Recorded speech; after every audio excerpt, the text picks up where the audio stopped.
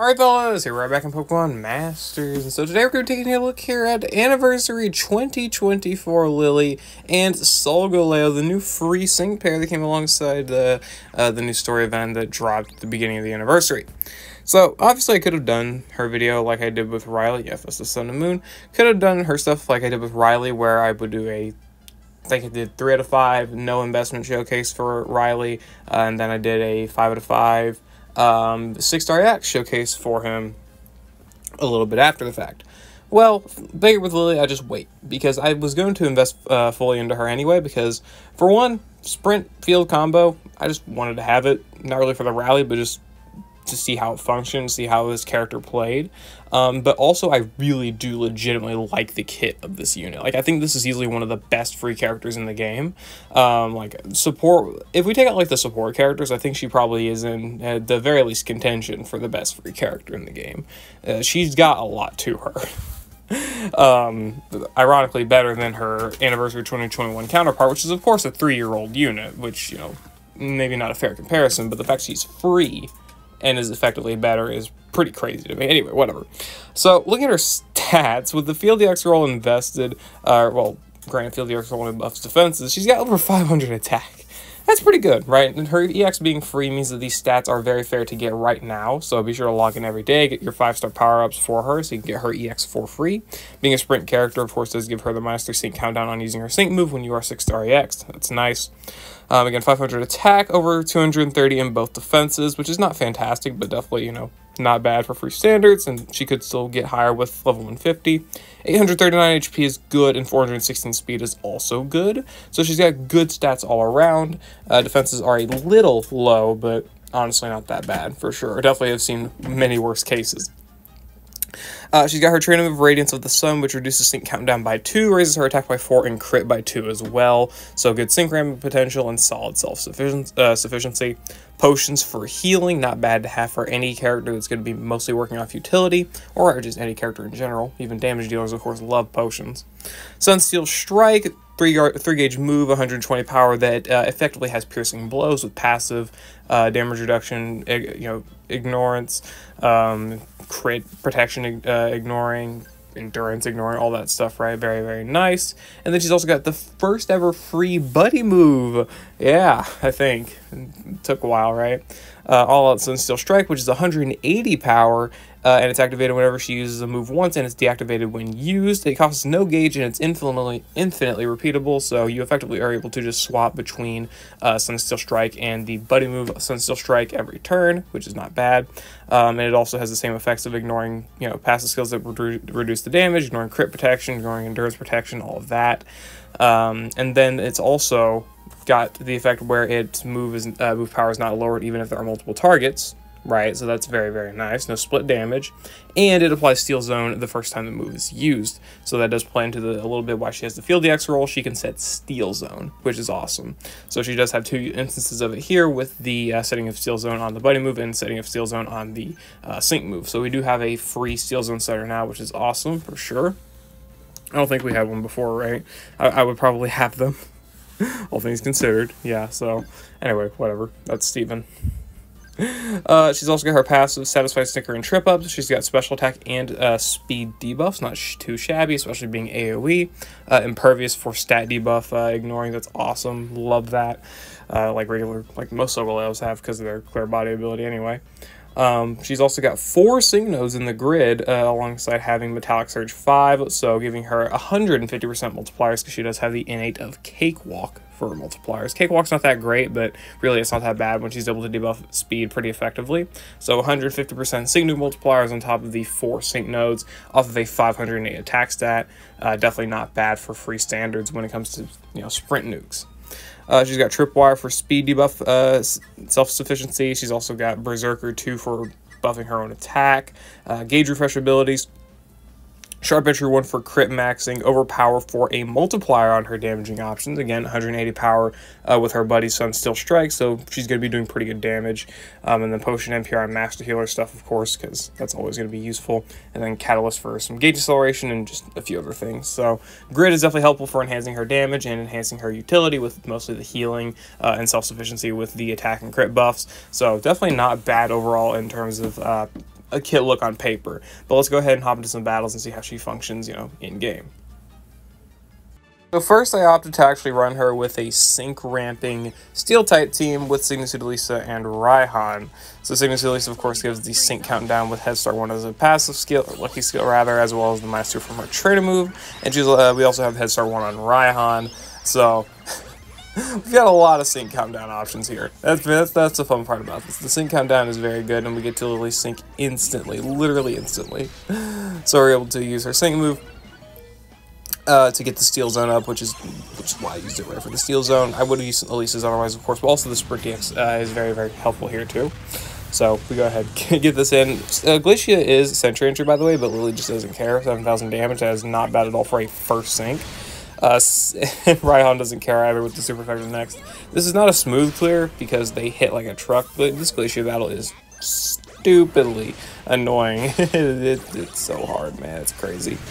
But whatever. Anyway, being able to finish off the Glalie very effectively, by the way. Like that, the damage that you can do to that thing is nuts.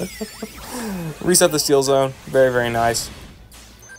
Able to nearly, just barely not KO the Aurorus there. Does suck, but it doesn't really matter, honestly. These like Sentry Entry like abilities and Wise Entry have just mostly stopped even like mattering in the stadium, just because even like now the free characters are able to pretty much just hit through them. Like 13,000 damage. I did the Rose showcase and the exact same thing happened, even pretty much to an even funnier extent, where Hop, Colress, and Rose were so easily able to just destroy Glacia, even despite the Sentry Entry. It was so funny. The new BP Rose, let me, you know, reiterate, right? Anyway, whatever. There you go. Lillie's obviously got the good enhancement for the team with the Steel Zone. So Raihan, of course, his damage was really, really good there. And, of course, the sync ramping potential was very good with the -2 sync countdown from Lillie's trainer move. And, of course, Head Start 1 from Raihan and the sync acceleration from Elisa. So all of that worked very, very well together to be able to give us a lot of good sync countdown and a lot of damage enhancement very, very fast. So the sync ramping for this stage was obviously just blitzing through it. Even with, like, I think -2 sync countdown, yeah. Not bad at all. Alright, so the second battle here, I opted to do a solo against Yuxi.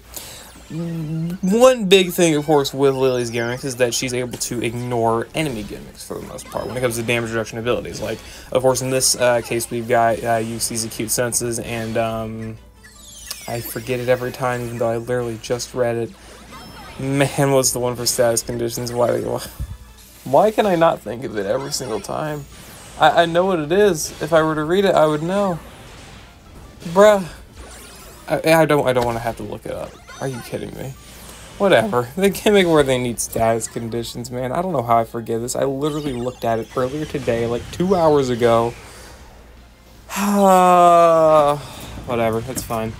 Anyway, so Lillie's able to hit through those gimmicks with her Sunsteel Strikes, right? The damage reduction, ignorance because of Acute Senses. The other one, Fluid Fortification. Whatever else that enemies may have. Obviously, Yuxi's got it, but Lillie's able to just hit through it. She doesn't care about all that stuff. She can damage right through it. And, of course, her damage is good, right? Like, she's got the...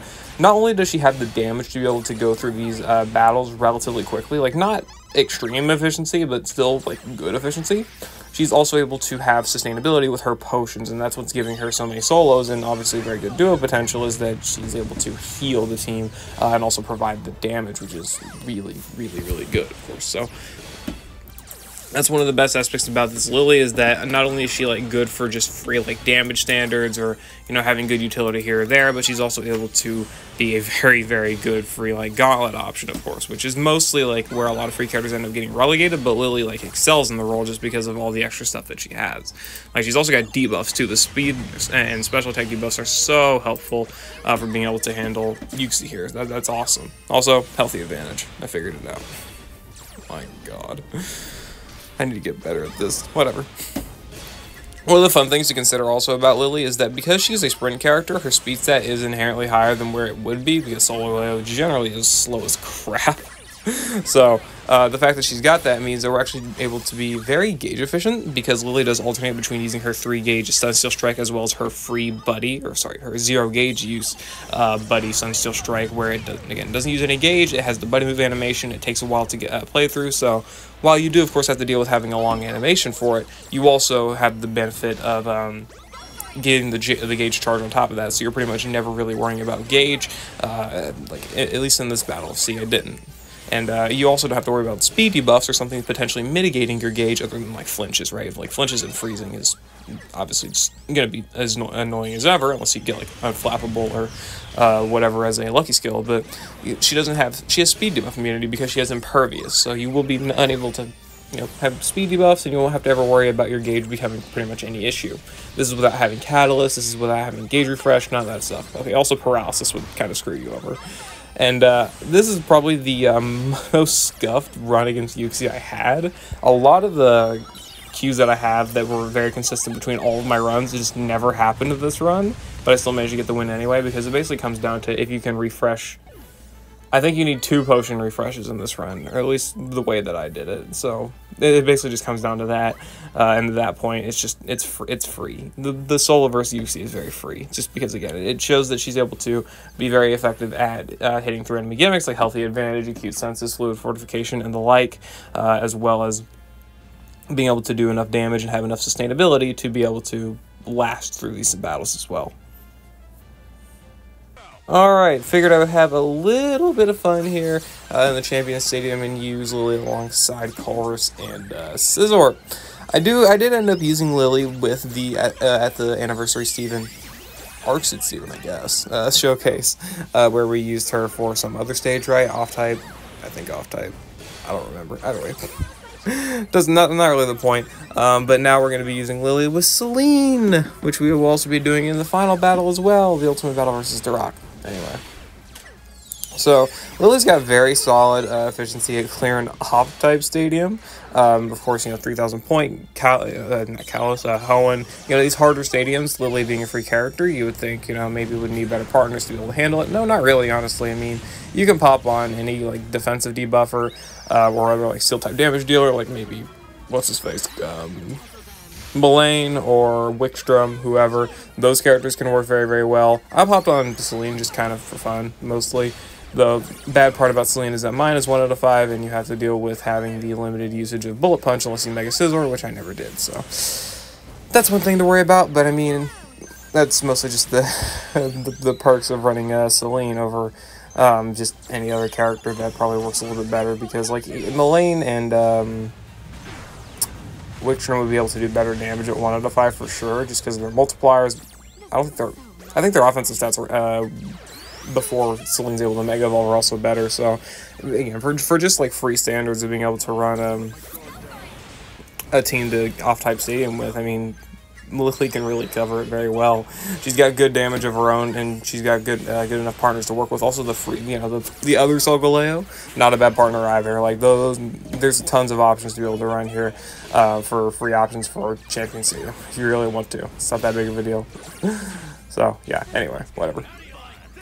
I pretty much didn't really have to override Sydney's Steel Zone here, or Dark Zone here, with my own Steel Zone, because I'm pretty sure Lillie would do enough damage anyway to be able to KO, or at the very least Quad Q and then KO. Yeah, Quad Q, but doesn't really matter. 24,000 damage, who cares, man? It's not that big of a deal. I love this. Free characters are fun. And this is also dealing without support EX, right? So there was no 2-time sync buff. It was just Lillie sync, and that was pretty much it. Like, that's all you had. That's all you really had to deal with. Oh, that's so funny. Anyway, yeah, so very, very fun, very, very awesome. Being able to run Lillie alongside pretty much any other like Steel Zone benefitter, or I guess setter in Celine's case. And Celine must be mostly being a flincher as well, and she's able to do good, right? She was operating very well, very strong, good damage, sync ramping, Steel Zone setting. Very, very integral part of any Steel team that you want to run, with her being like a central figure and being a free character and whatnot. If you're going to be using her to enhance Steel teams, she will be effective at the role. That's all there is to it. Alright, and to end off here, we do have the Ultimate Battle for Darak. This time we are replacing Colress with Arc Suit Steven. A little bit overkill, probably. I think the battle was actually ended up being a little bit close, but that's fine. Doesn't really matter.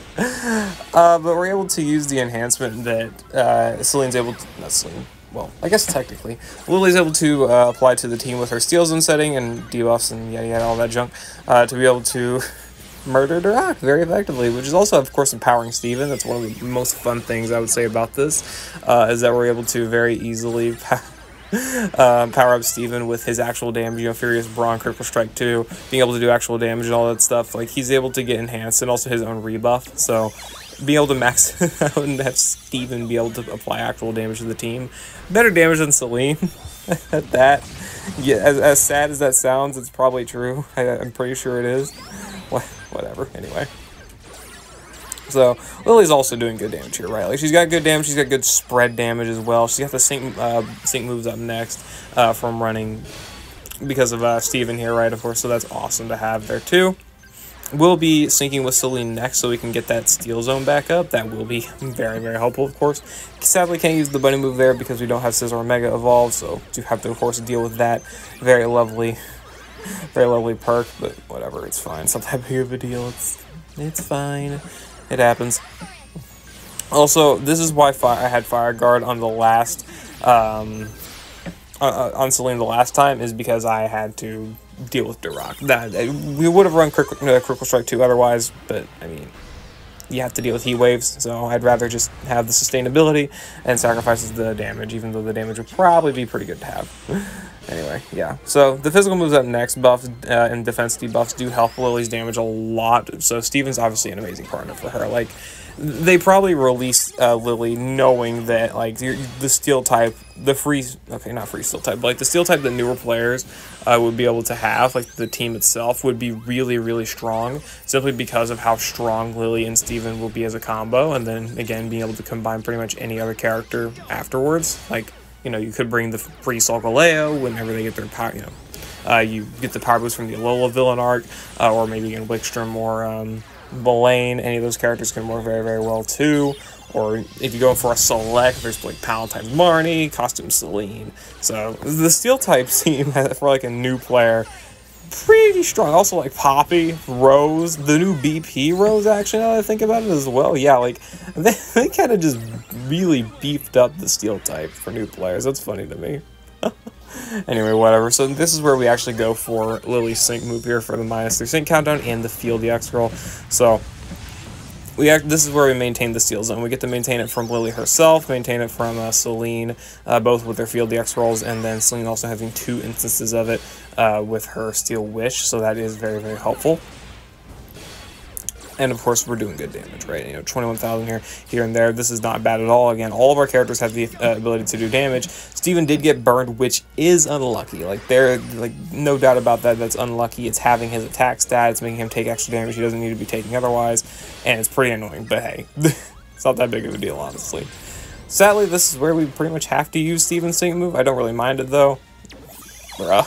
Don't really mind it, though. I mean, this is for the healing, for the most part. Like, this is just helping with team sustainability. Could use potions, but I'd honestly rather just go for the Iron Heads for the physical moves up next, as well as the damage. So that's why I went mostly for the Steven sync move there. Pretty sure this brings us, this brought us down to the endurance there, as well as I guess the removal of damage field. I forgot the Thorn did that, or not Thorn, Doc did that, but whatever, it's fine. The gradual healing here does suck, and this is a lot of the fun stuff that I end up actually dealing with when it comes to fighting Darak, is having to really deal with that gradual healing. That gradual healing is absolutely crazy, man. Like, he is unrelenting. It's nuts. But whatever. Honestly, it does not end up mattering too much here anyway. Again, the burn on Steven is really annoying, but I mean, it just, I guess, goes to show you how effective this team is at clearing that doesn't really need it. And that's funny to me. I love it. I didn't have to use that potion, but it was fine anyway. Lillie's sync move here. I forget actually how much it does. I'm pretty sure it does quite a lot. Like, I think we got how many sync moves at this point? Probably 4, maybe 5, 105,000. Yeah, 5 sync buffs. That's not bad at all, right? That's 100% not bad damage. We love to see that. And then, you know, Duroc goes down, right before the second sync. So don't have to worry about running Vigilance on anyone. Duroc goes down in plenty of time. Not bad at all. And again, if Steven wasn't burned, that'd be a lot less of a close clear than it was. So that's not bad. Overall, I mean, you could definitely run different partners. You can run cheaper partners. Like if I would have had maybe an invested Celine, or if I would have had like an invested Palatine's Marnie, run them instead. I could have obviously subbed out Steven for a different support, so I didn't have to look as overkill as it did. Or, again, run Steven, Lillie, and just a worse other partner, as long as it meets the gimmick of Thornton's, why do I keep saying Thornton? Duroc's, you know, having a field effect on the field of play, right? So whatever you want to run, I mean, Lillie is still good. There's no doubt about that. She's a great free character. Is she up to, like, limited standards? I mean, older limiteds, no doubt about that for sure. But, like, in terms of, like, a method of obtainability relative to how good she is, she's really good. She's able to effectively clear Legendary Gauntlet stages, Champion Stadium stages on and off type, of course, you know, varying partners here and there, and, you know, varying enemy gimmicks. Also, again, still being able to hit through, like, Healthy Advantage and Acute Senses. Let's just, again, keep all that in mind. Great debuffs, Steel Zone setting, you know, free Steel Zone setter, you know, that's the first we got, I believe, as well, like debuffs and, did I say debuffs, sorry, sync acceleration, whatever, potions, healing, all of that stuff Lily is able to provide, and again, she's a free character. The Sprint DX is free, the Field DX, of course, is not free. You do, well, it is free, but of course you do have to have a lot more investment into that, and would I say it's worth it? I mean, if you like the character, it's definitely worth it. It does make her a lot better, but of course, if you are trying to save it for other characters like Signature Lyra, Cyrus, anyone else with the Field DX role, there's a lot of better options. But yeah, overall, still a very, very good free character, one of the best in the game, no doubt about it, at least to me, and I don't regret my investment, so yeah. Let me know what you think about Anniversary Lillie 2024 down in the comments below. Let me know if you think she's one of the best free characters. Let me know if she's like overrated, underrated, or anything like that. And again, yeah, I'll see you all later.